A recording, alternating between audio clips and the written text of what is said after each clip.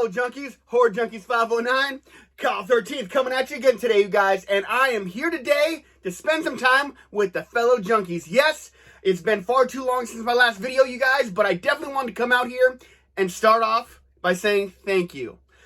Because honestly, I just noticed that I'm at 2,853 subscribers, and that is absolutely killer. I just keep growing, you guys, and I thank you all for that, because I can't do it without you.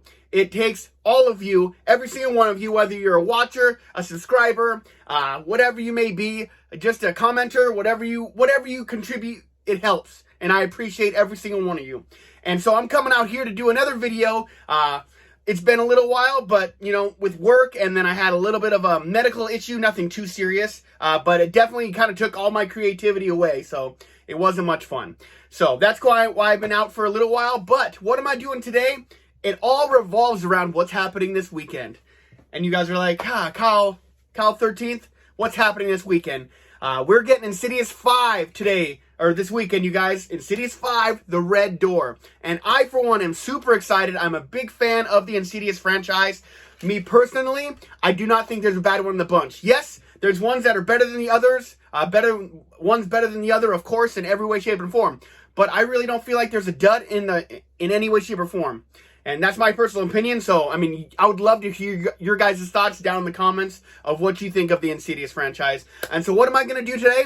I'm going to go ahead and do a ranking of them. I'm going to kind of talk a little bit about each one, but honestly, the main thing is I'm going to do a ranking. I'm going to rank my Insidious franchise from worst to best, to my least favorite to my favorite, so, because they're all my favorite. I love the Insidious franchise, like I've said. But I hope you guys are out there having a killer day, and I hope you're ready for another batch of horror movies. I got an unboxing I'll probably be doing here later on, and of course, I'm always working on some more shorts. I'm trying to buy some new costumes.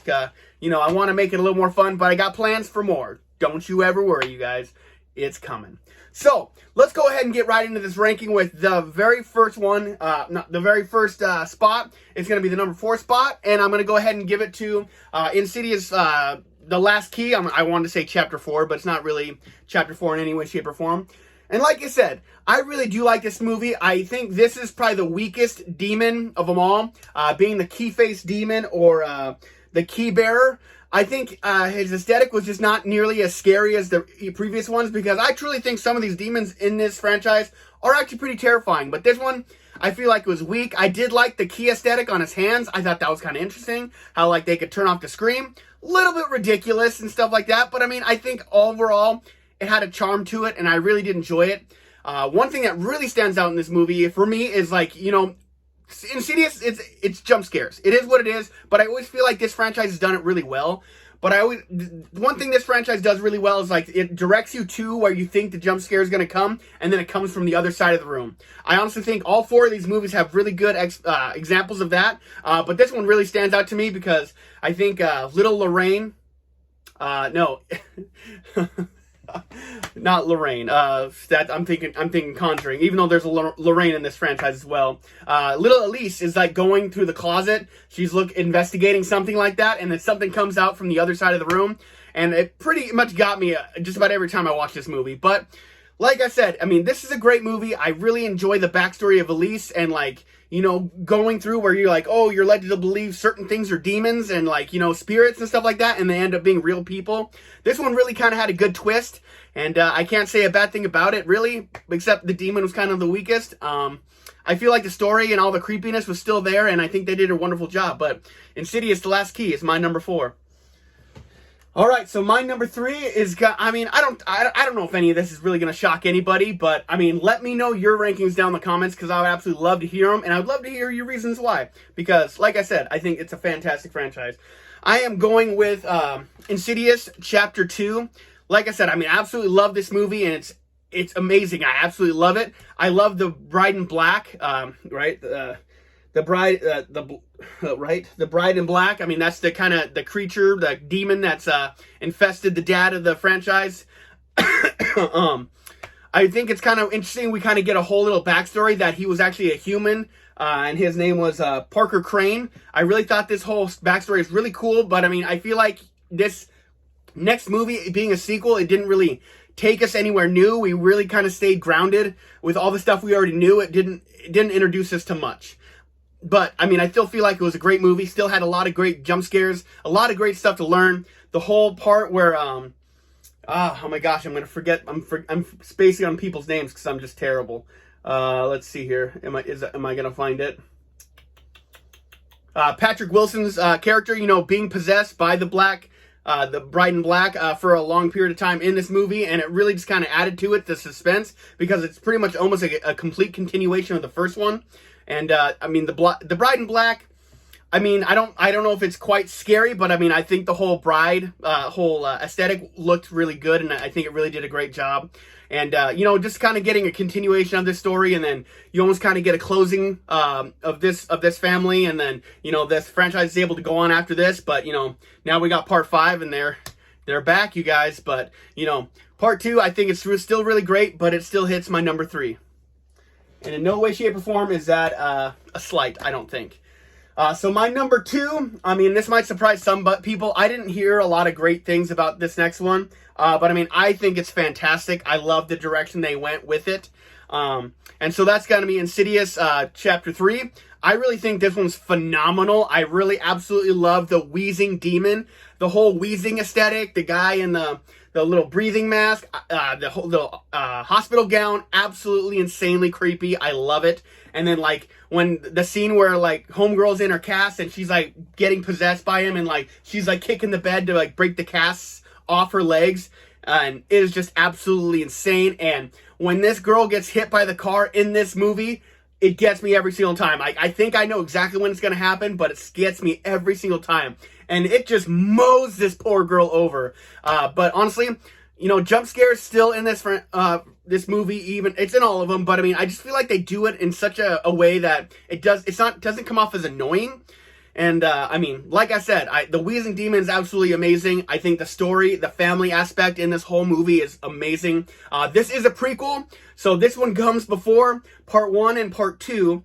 But then the Last Key, so the franchise kind of goes like this. It'll go part 3, part 4, part 1, and part 2. So if you ever want to watch this in chronological order, the best as possible, that's what you're looking at. And so I'm really excited that, you know, we're getting the 5th one, and it's going to really kind of be a capper. I would love to see if they're going to continue this franchise, but definitely after this, I'm pretty sure that Dalton and his family are not going to be in it. Patrick Wilson's probably going to be calling it, but he's directing this new one, so that's still pretty cool.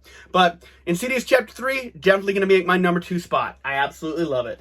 And so I don't think this surprises anybody whatsoever, but, you know, I have to do it, and it's got to be that original Insidious. Honestly, I'm a little bit biased because the lipstick face, the red face demon is my absolute favorite demon in this whole franchise. I think all the other ones are absolutely fantastic, but you can't beat what they did in this first one. Like, you're going in this movie, you're expecting like a haunted house movie, and it really just flips it on its head, talking about the astral projection, and, like, you know, seeing like scenes of this demon that it almost kind of resembles Freddy Krueger, like in the shadows and stuff like that. That would be interesting if they ever did, like, make a connection to the Nightmare on Elm Street franchise. I mean, I don't want a whole movie about it, but, like, you know, just give off some, like, little Easter eggs here and there. I think that would have been kind of awesome, since it's really kind of in the dream world. I mean, Freddy could be in the further. I don't see why not. But honestly, such a great story, such a great start to a franchise, and the red-faced demon is my absolute favorite thing ever. I am absolutely so stoked to see him in this new one, and I really hope he's a big part of it.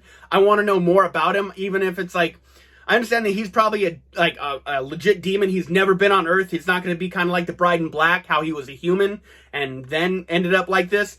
I'm pretty sure this demon has been never on Earth as far as like in a human body, but I'd be more than happy to find out.